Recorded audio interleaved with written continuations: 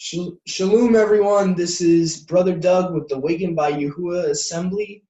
We are believers in Yahushua Messiah and Yahuwah Almighty. We are a congregation of believers, and we are going today to study the book of Jeremiah. We are continuing in the book of Jeremiah, also known in the Hebrew as Yirmiyahu, chapter 14, and I will be reading from the New Living Translation. We all read from different translations. We test the translations to see which one best fits Yahuwah's actual his character and what would be truest to the original text. So here we go.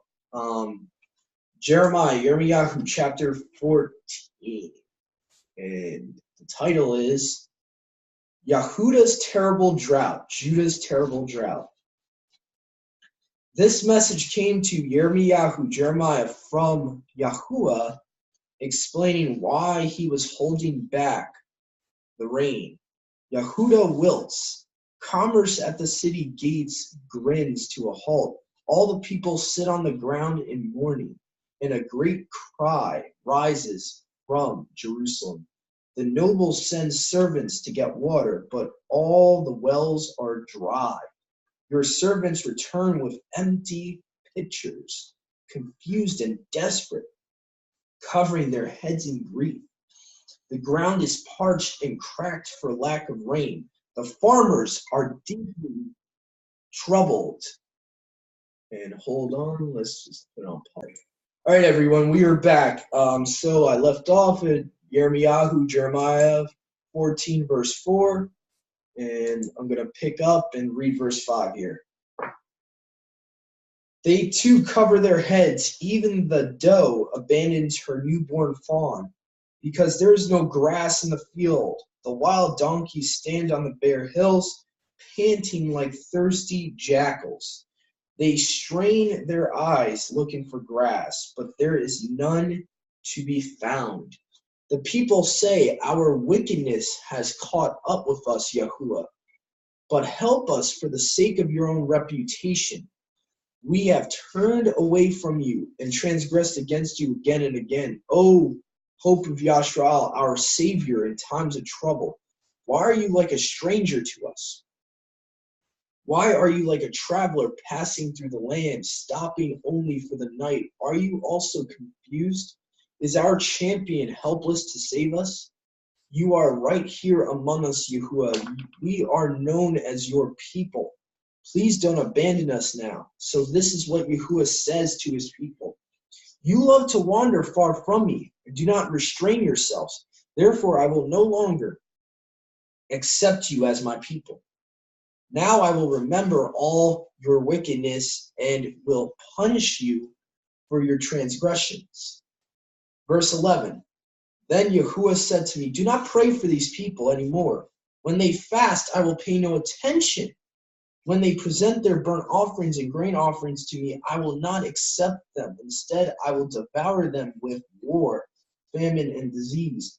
Then I said, O sovereign Yahuwah, their prophets are telling them all is well. No war or famine will come. Yahuwah will surely send you peace. Then Yahuwah said, these prophets are telling lies in my name. I did not send them or tell them to speak. I did not give them any messages.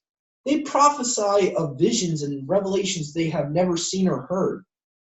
They speak foolishness, made up in their own lying hearts.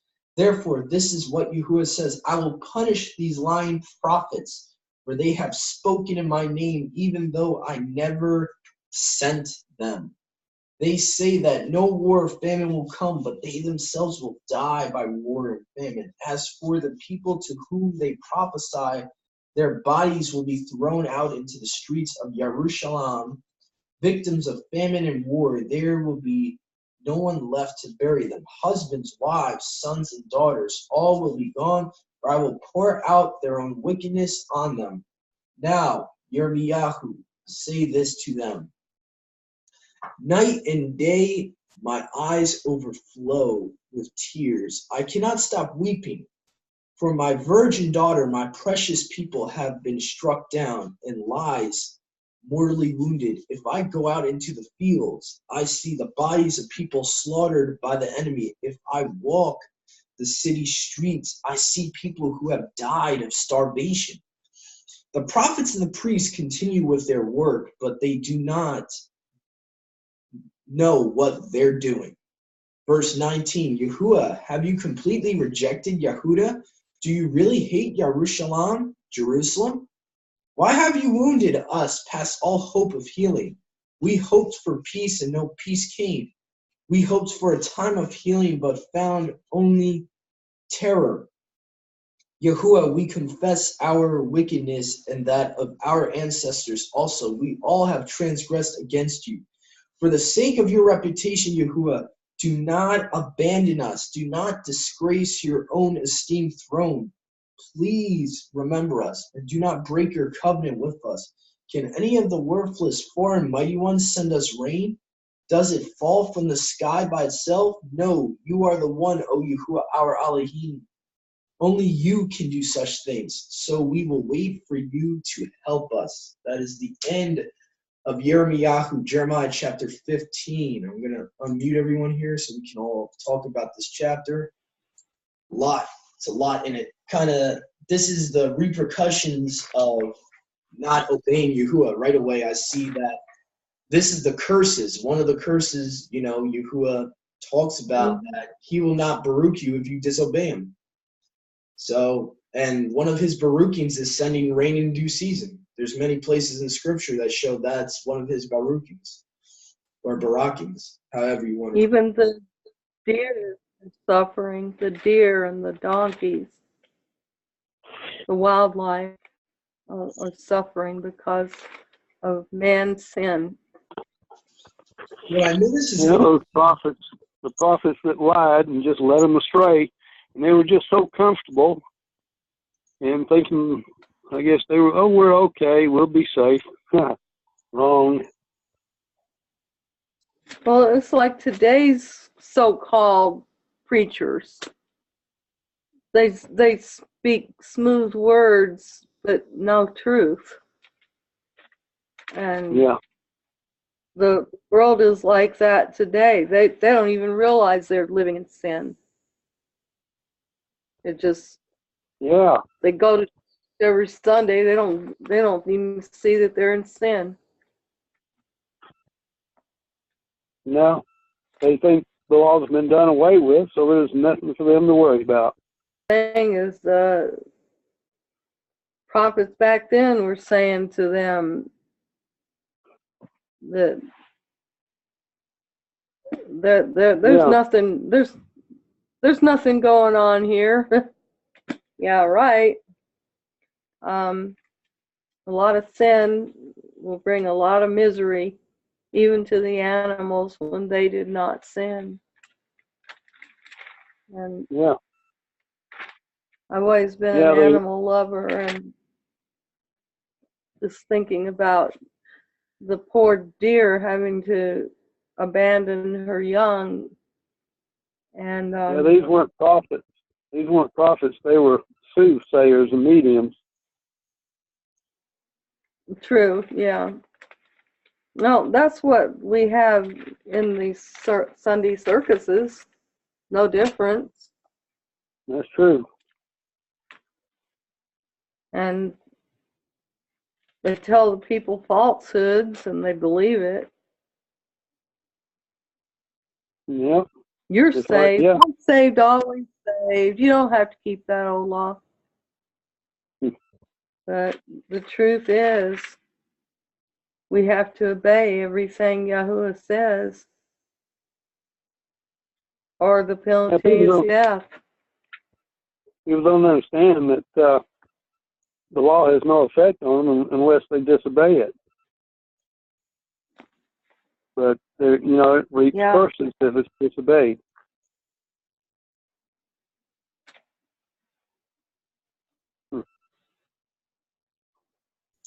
Revelations 18. 99.9% of the world are just in disobedience. Go ahead, Doug. Revelations 18:4 says that if we stay in Babylon, that we are going to receive her plague. So at the least, you're talking about physical death, at the least. So you're talking about actual taking part in his wrath at the least. And so the problem is that people don't even realize that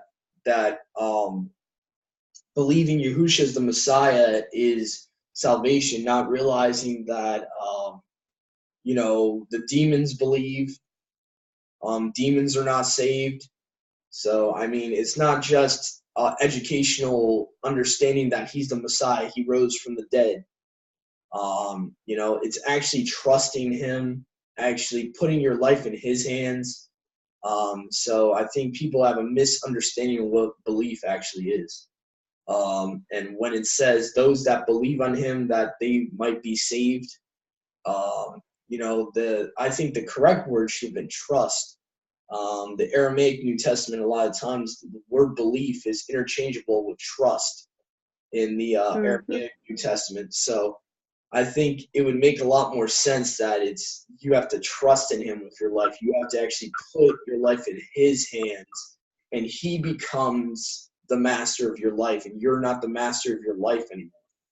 And so that's what it truly means to be a believer in Yahushua. It's not just, oh, okay, he rose again from the dead. I know he rose again so that I could be saved, and I'm saved. And Yahushua himself says you're not saved until the day when he comes back. He clearly says that he who endures to the end shall be saved, meaning he who trusts in me or holds on to the belief of me to the end shall be saved. So we're not saved right now. So that's another exception. But it's trust and obey. It's not just trust, but trust and obedience. Once we are in obedience, then we trust. It's true. And so I guess to recap from this chapter, you have the house of Yehuda trying to come back when it's too late, when already Yahuwah has made up his mind. He has rejected them at this point, and it's not a quote unquote, it's not a rejection forever. Paul talks about this in the New Testament, that has he rejected his people forever? No. And he gave a partial blindness to his people. And so in context, Yahuwah is rejecting them at this point, but he sent his only son so that all creation could come back to him, and so that there's a way for even his original people to come back to him. And so in essence, that means that at this point in time, yes, they're rejected, but they're not rejected forever. So, and also Yahuwah, they try to turn back to him, but he's like, you're not my people no longer. And the biggest thing is that he says he's not going to send them rain. He's not going to baruch them right now. So we know that sin. I feel like. Okay, go ahead. I feel like the situation the people were in then is very similar to the situation they're in today, because only a few of us have been called out. Only a few people actually trust and obey the Creator. And yet we don't see any miracles happening on our behalf, even as these people did not see any miracles happening on their behalf. It's very similar to what we go through today, and yet we're like enduring, and the scripture says that we are to endure this time, because it's not a good time, and we're just struggling day by day by day by day, and not seeing his hand in things the way we want to, we desire to. In fact, the whole thing about the weather, the weather is totally controlled by man, sinning, mankind. And they're withholding rain from some areas and dumping it on others. I live in the South, so I'm in an area where we're getting more rainfall than we need. And there are others who live in areas that aren't getting nearly enough.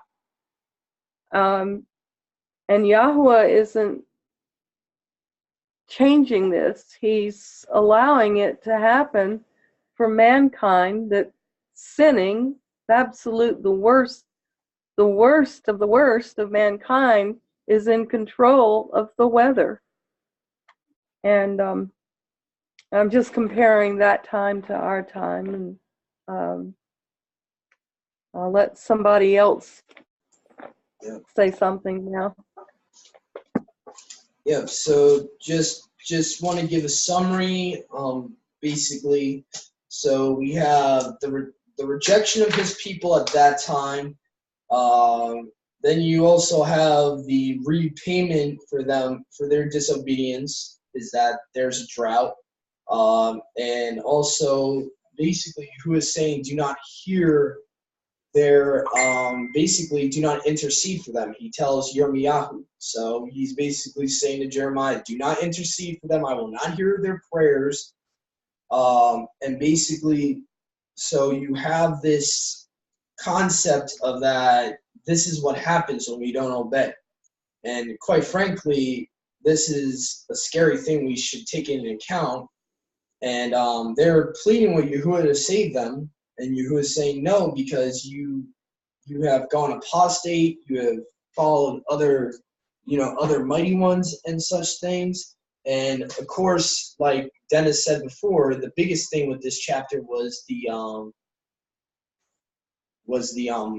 false prophets at the end. So that's basically, I just wanted to give a summary. So I think we're going to start chapter 15 soon, and whoever wants to go into chapter 15. I'll do 15. All right. Okay, Sally. All right. And Yahuwah said to me, even if Moshe and Shemuel were to stand before me, my being is not toward this people. Send them away from my presence, let them go. And it shall be when they say to you, where do we go?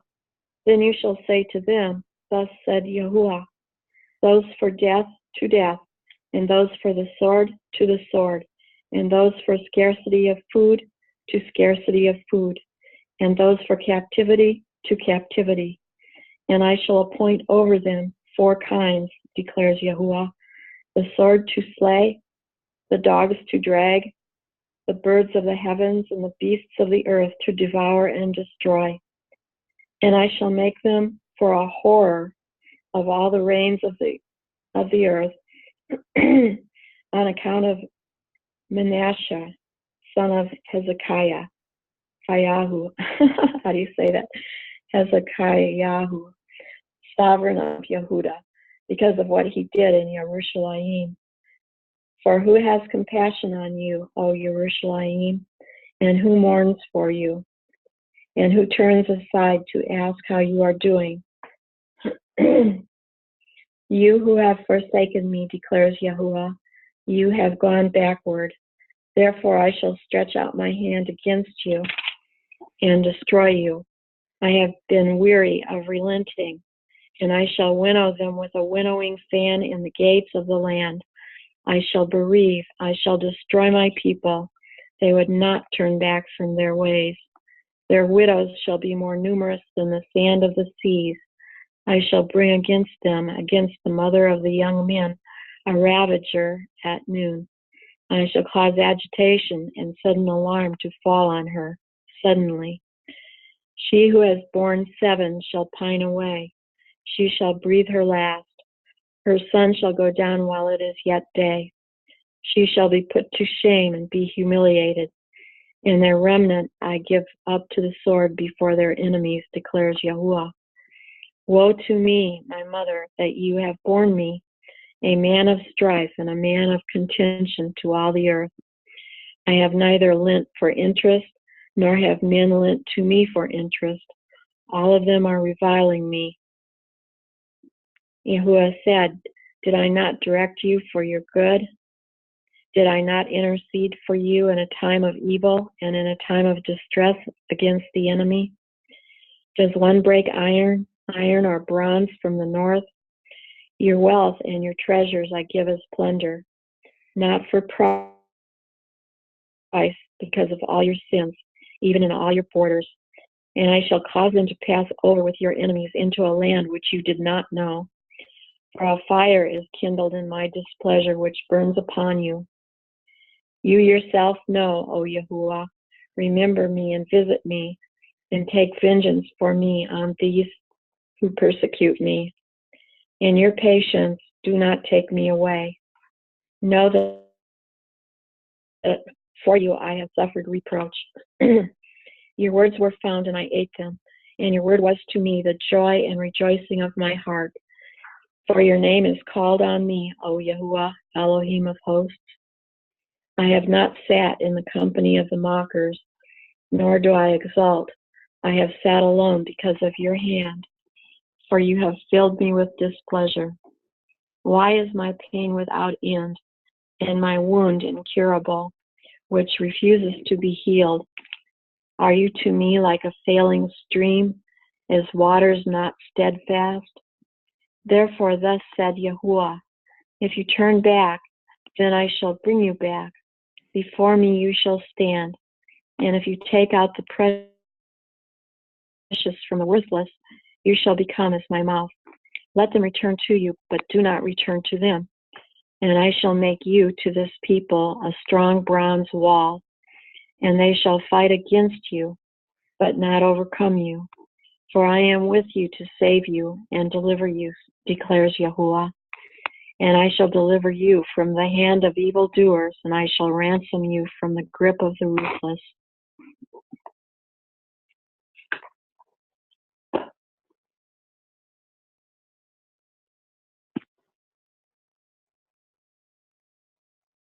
Are you still there? Yep. We were just all muted, so there was no background noise or anything when you would be reading. So, wow. Did no one hear me? No, I didn't know you were trying to say I something. made a comment. I tried to make a comment right after she stopped reading. I said verse 18, I feel like it applies to me today.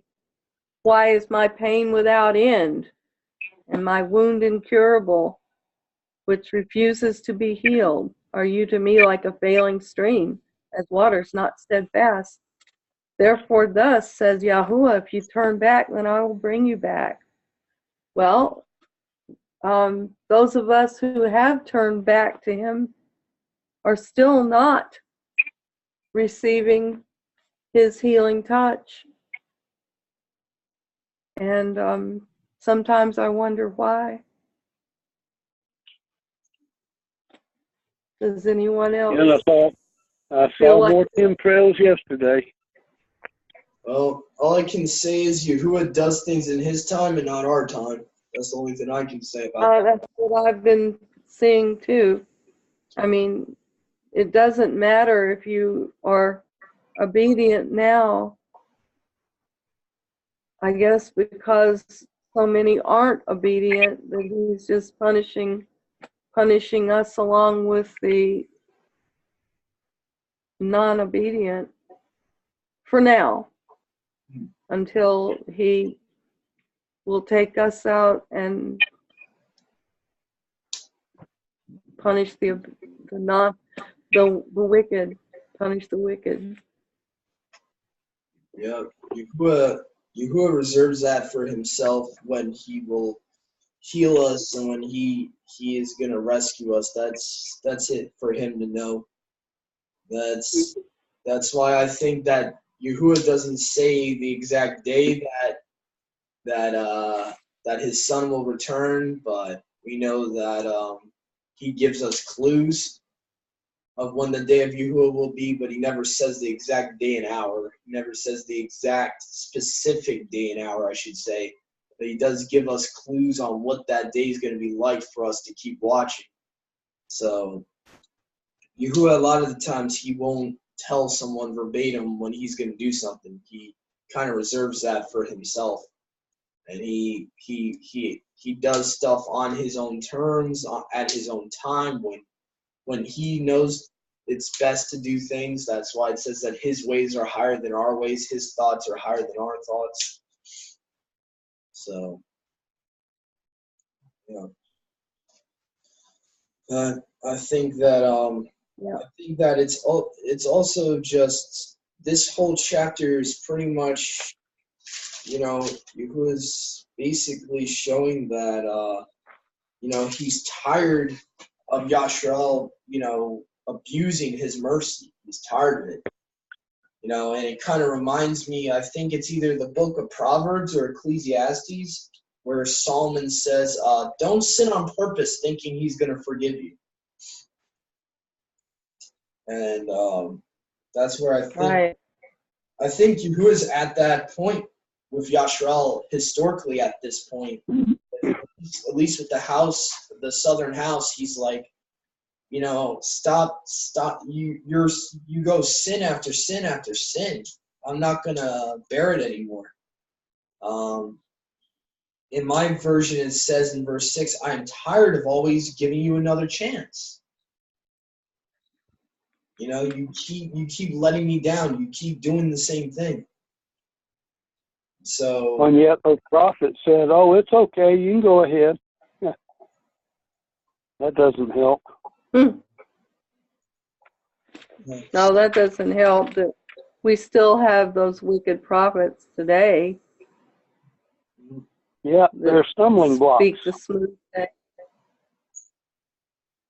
But, I mean, we're not listening to them, and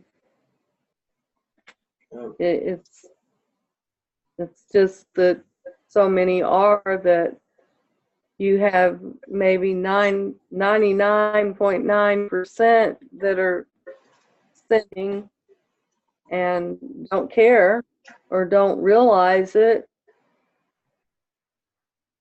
And therefore, he's allowing the rest of us who have repented to still reap the consequences of sin, of having wicked men rule over us until he makes a change. Yeah, we suffer with the wicked. At least that's how I'm.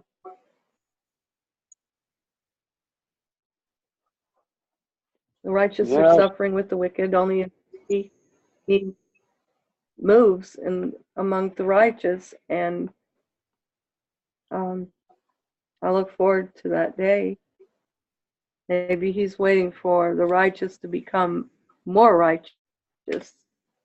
Well, yeah, that's going to happen. Or he's waiting for he's waiting for the completion of the nations, as it says in Genesis 49, I believe, or 48, says that the seed of Ephraim would be the completeness of the nations, or of the Gentiles, meaning that there's a prophecy that Yahuwah is waiting to be fulfilled for the completeness of the Gentiles, as Paul references in Romans 11, I believe. It talks about that the fullness of the Gentiles would come in. And so Yahuwah is waiting for that number. Only he knows of a number that's the fullness of the Gentiles. And after that, I believe, you're going to see Yahuwah, closing the door. And then comes his wrath. He's waiting for a certain number of people to be grafted in, and so I believe once that happens, you're going to see. Well, these are certainly the time of the Gentiles, because when was ever China a leader among nations? never before, not in the last 200 years. But now they are. Yeah, they were set up by the Rockefellers. America is becoming small and China's becoming huge. And this is not what Yahweh wants, but it's what mankind is doing. Again, the most sinful of mankind are ruling over us, and we cannot stop it. We just have to wait on Yahweh's time to be removed.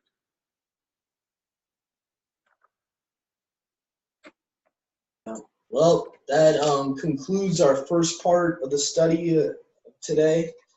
We will be continuing the study very shortly. We will be starting Jeremiah chapter 16 when we come back. Just a disclaimer for anyone new to this channel, we only have a minute. We only have 40-minute sessions, so we have a minute left right now, so we'll be back shortly. If you like studies like this and this is your first time coming by this channel, please like or subscribe if you feel led to. Also, we are a congregation of believers, and if you feel led to reach out to us and you need fellowship, please reach out to us. We're also on Facebook, Awakened by Yahuwah Assembly in Yahuwah/Yahusha. So you can find our group page on Facebook. Shalom, everyone. We'll be right back. You can also find us at forthelostsheep.com. Yes. And the And that's also Facebook page has the same name. Yep. Shalom. Shalom.